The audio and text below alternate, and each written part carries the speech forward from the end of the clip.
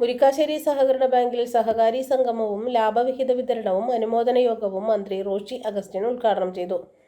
16,576 അംഗങ്ങൾക്ക് 24.58 ലക്ഷം രൂപ വിതരണം ചെയ്തു. SSLC പരീക്ഷയിൽ മികച്ച വിജയം നേടിയ വിദ്യാർത്ഥികൾക്ക് ക്യാഷ് അവാർഡ് നൽകി.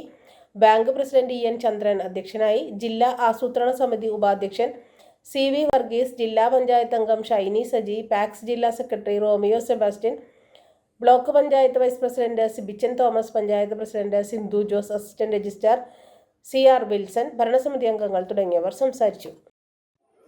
അതോടൊപ്പം ജനങ്ങൾ നൽകുന്ന സഹകരണവും നമ്മൾ ധാരാളം പ്രതിസന്ധികളിലൂടെ കടന്നുപോയി. നോട്ട് നിരോധനം ഉൾപ്പെടെ കോവിഡിന്റെ കാലഘട്ടത്തിലുള്ള വിഷയങ്ങൾ, അങ്ങനെ നിരവധിയായ പ്രതിസന്ധികളൊക്കെ ഉണ്ടായി. സഹകരണ മേഖലയിൽ വലിയ തടസ്സങ്ങളുണ്ടാവും, സഹകരണ മേഖല തകർക്കപ്പെടുന്നു എന്നൊക്കെ വന്ന സന്ദർഭത്തിൽ ഈ ബാങ്കിനെ നെടുന്തൂണായി പിടിച്ചു നിർത്താൻ നിങ്ങൾ നടത്തിയ ശ്രമം, അതാണ് ഈ ബാങ്കിന്റെ